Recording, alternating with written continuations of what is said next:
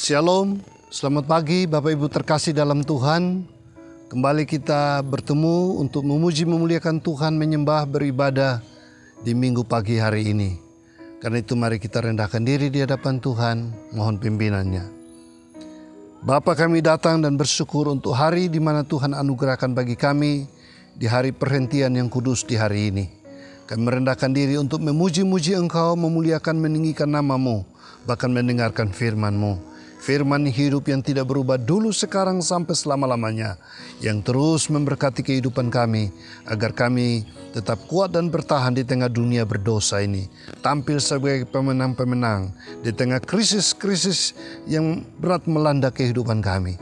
Terima kasih Bapa, karena itu ibadah pada pagi hari ini boleh jadi di dalam nama Bapa, Putra, dan Roh Kudus. Amin. Tak dapat jalan sendiri,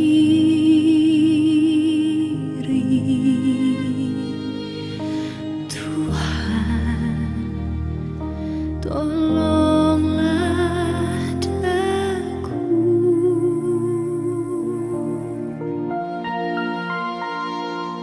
Biarlah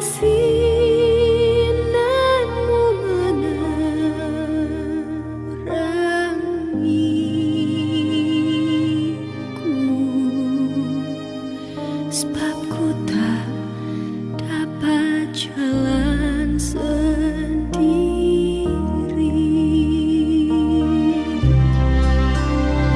melewati lembah duka semu, jalanku gelap dan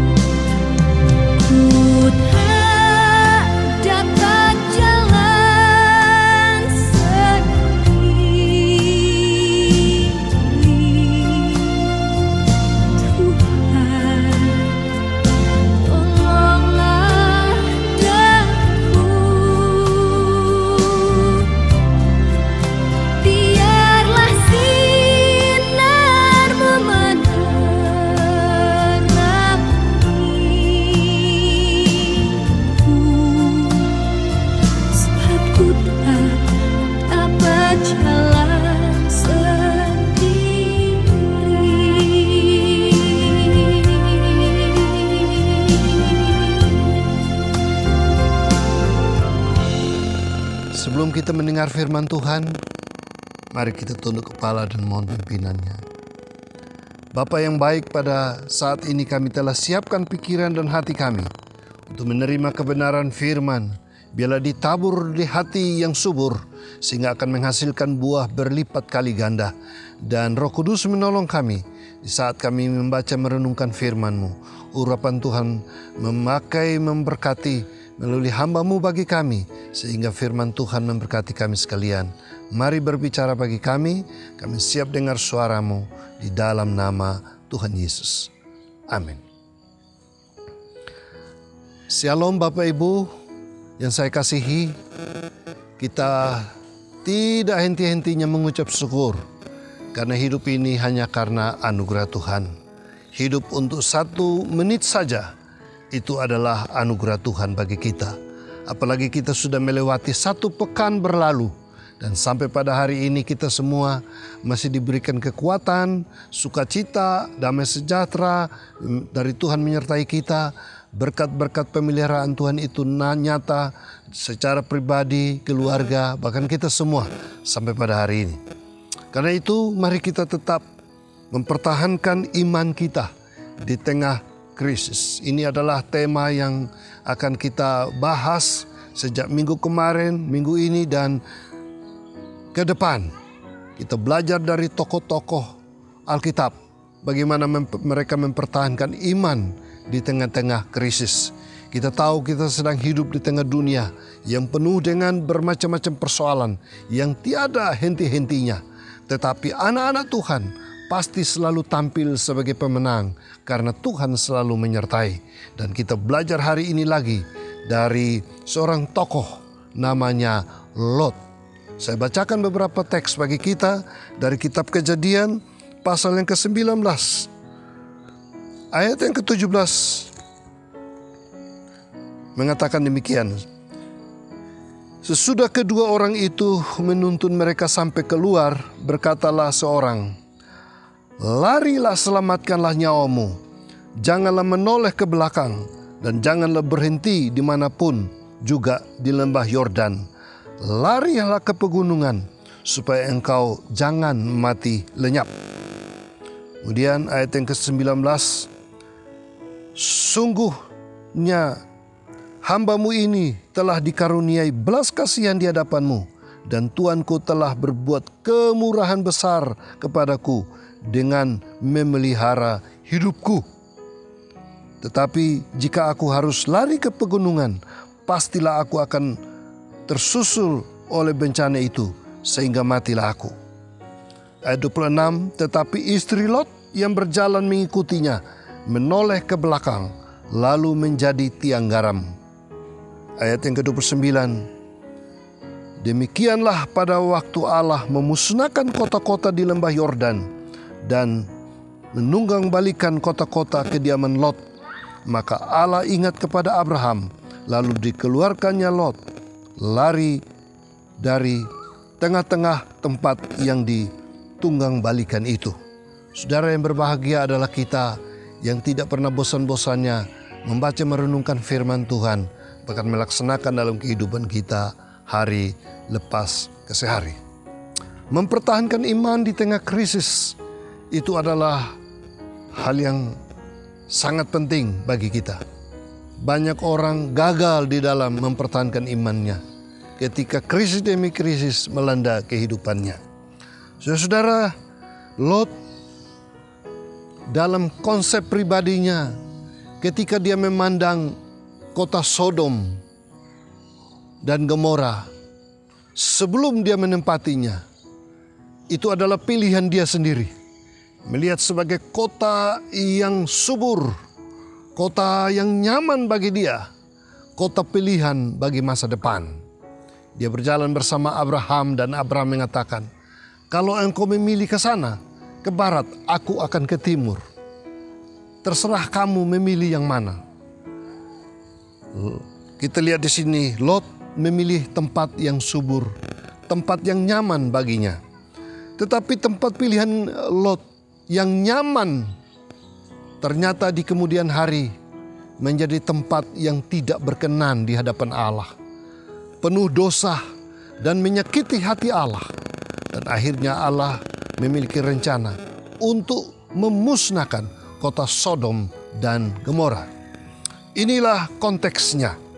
Dan kita lihat berarti Lot sekarang diperhadapkan kepada apa? Krisis dalam kehidupannya. Kalau Sodom akan dimusnahkan, berarti seluruh kekayaannya akan lenyap.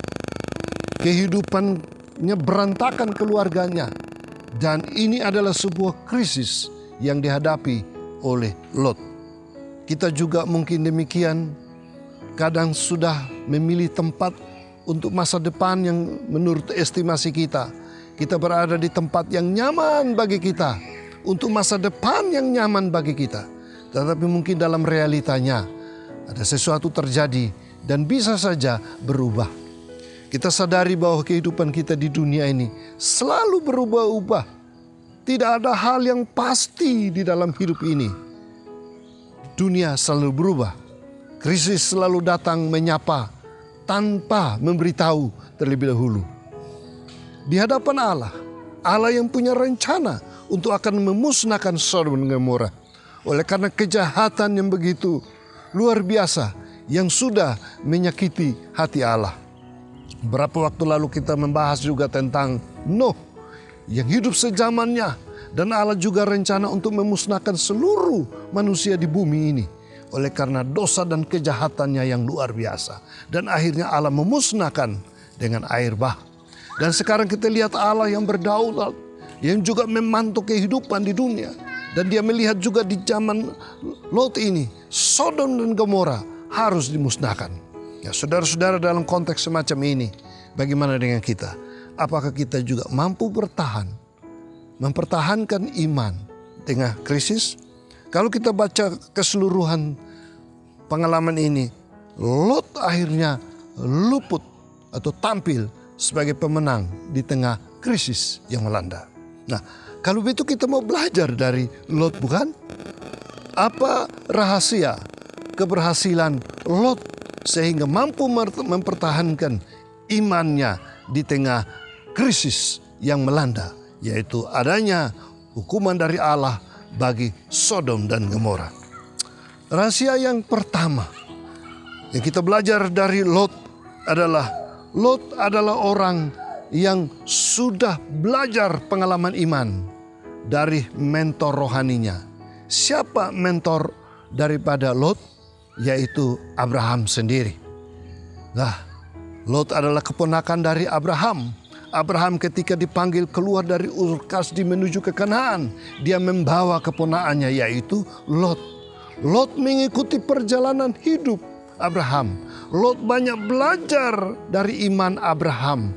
Lot menempatkan Abraham sebagai mentornya di dalam kehidupannya. Walaupun secara lahiriah memang ada hubungan darah, tetapi secara rohani ini sangat penting, saudara-saudara, yaitu menempatkan satu figur rohani menjadi panutan untuk membimbing kita ketika kita berada di dalam kesulitan, berada di dalam pergumulan, kita memiliki mentor rohani. Karena itu saudara-saudara yang terkasih di dalam Tuhan, inilah keberhasilan daripada Lot. Dia mempertahankan imannya di tengah krisis. Oleh karena apa? Dia telah belajar hidup beriman selama hidup bersama dengan Abraham. Mari kita bertanya, apakah kita juga punya tokoh-tokoh spiritual, kita punya figur-figur, kita punya bapak-bapak rohani, kita punya mentoring rohani, yang mentor-mentor yang bisa membimbing kita, sehingga di saat krisis melanda, kita tetap kuat di dalam Tuhan. Oleh sebab itu saudara-saudara yang terkasih di dalam Tuhan, ini rahasia yang besar. Orang yang memiliki pembimbing rohani, mereka akan kuat dan bertahan di tengah-tengah krisis. Tapi orang yang berjuang sendiri tanpa memiliki pembimbing rohani atau mentor, mereka akan gagal ketika diperhadapkan kepada krisis. Nah, mari kita belajar dari Lot. Rahasia yang kedua, apa? Lot tidak terpengaruh dengan kemewahan dunia. Saudara, kita lihat di sini bahwa Lot berada di kota yang subur, kota yang penuh dengan segala kelimpahan, kenyamanan, sehingga di sana semua orang melaksanakan hidup nyaman, tetapi hidup nyaman di dalam dosa, hidup nyaman di dalam hal-hal yang tidak memuliakan Allah.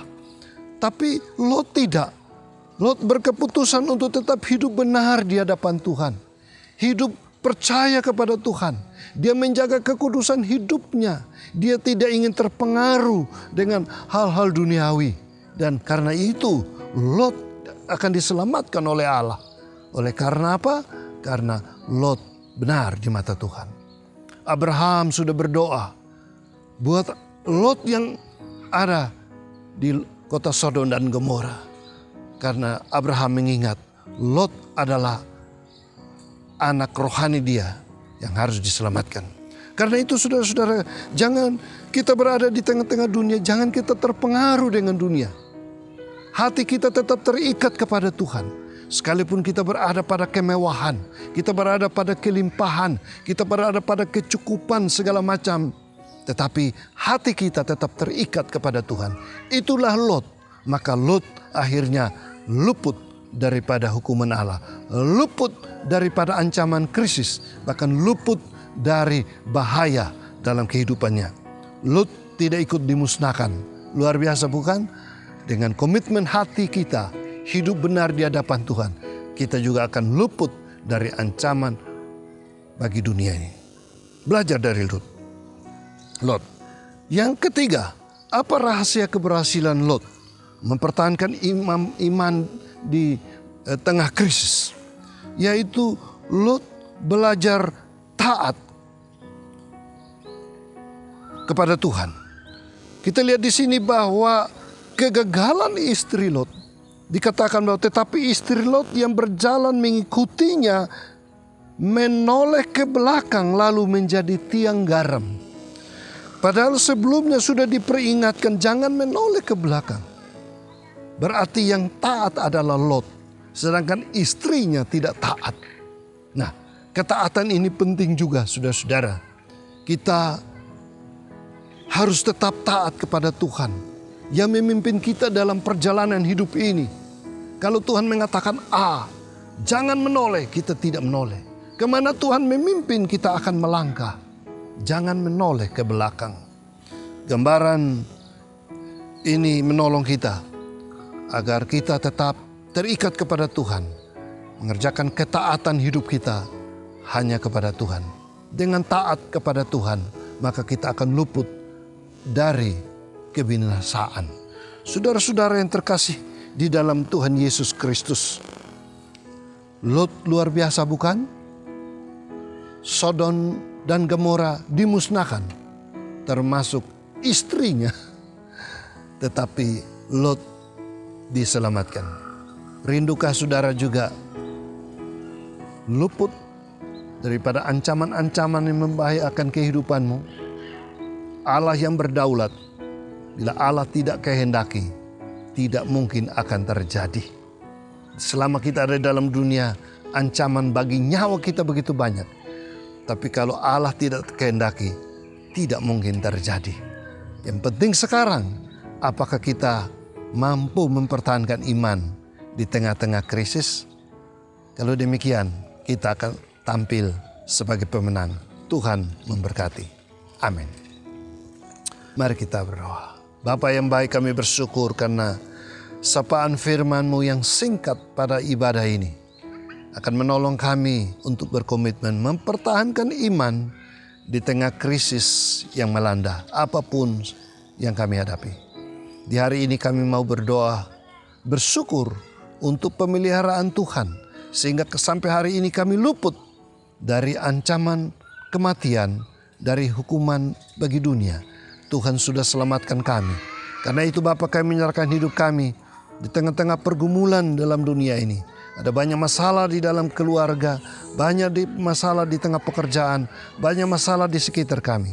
Tapi kami berdoa, Roh Kudus menolong kami, membimbing kami, supaya kami tetap percaya mempertahankan iman kami masing-masing. Berkati kami Bapa, berkenan untuk sepekan mendatang, ada berkat Tuhan yang mau dicurahkan, ada jawaban doa yang Tuhan inginkan terjadi. Ada banyak-banyak hal yang indah, rencana-rencana Tuhan yang baik yang ingin digenapi. Biarlah itu terjadi dalam kehidupan kami. Tuhan, kami menyerahkan bangsa dan negara kami.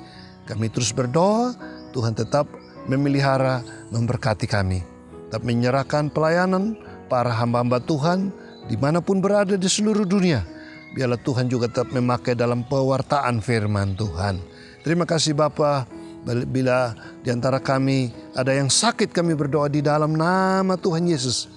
Tuhan berkenan menjamah dan menyembuhkan. Ada yang sedang susah, Tuhan menolong untuk memberikan penghiburan. Ada yang sedang berada dalam persoalan-persoalan, kebimbangan, keraguan, ketakutan. Kami berdoa, Tuhan hadir dan menguatkan. Dan banyak persoalan dalam hidup kami, tetapi kami percaya bersama Tuhan kami dimampukan untuk menghadapinya. Terima kasih Bapa, inilah kehidupan kami. Kami menyerahkan hidup ini di dalam nama Tuhan Yesus. Amin.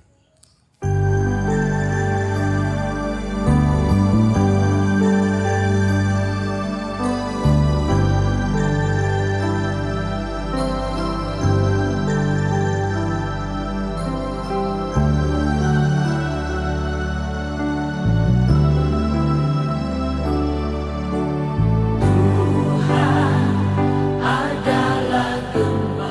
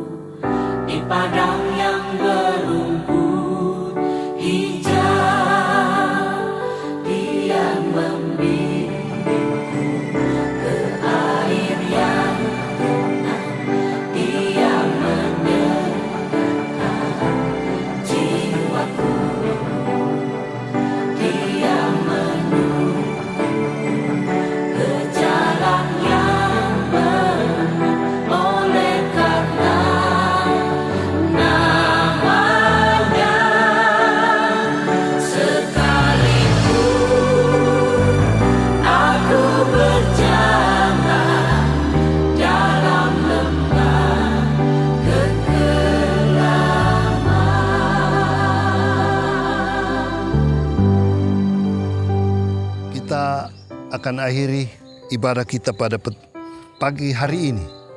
Dan tetap komitmen mempertahankan iman. Karena itu mari kita menyerahkan hidup kita, menerima berkat Tuhan. Segala puji, hormat, syukur bagi nama Tuhan yang telah memperkenankan kami untuk sejenak datang beribadah kepada Tuhan. Dan telah menerima firman Tuhan, memuji memuliakan nama Tuhan, menyerahkan hidup kami di dalam genggaman kasih sayang Tuhan. Dan kami akan melaksanakan tugas tanggung jawab kami sehari-hari, tetap di dalam iman kepada Tuhan dan percaya akan pemeliharaan Tuhan bagi kami. Berkat-Mu tetap tercurah bagi kami. Kasih anugerah di dalam Tuhan Yesus Kristus, kasih setia Allah Bapa, penyertaan Roh Allah yang kudus tetap menyertai kami sekalian dari sekarang sampai selama-lamanya. Amin.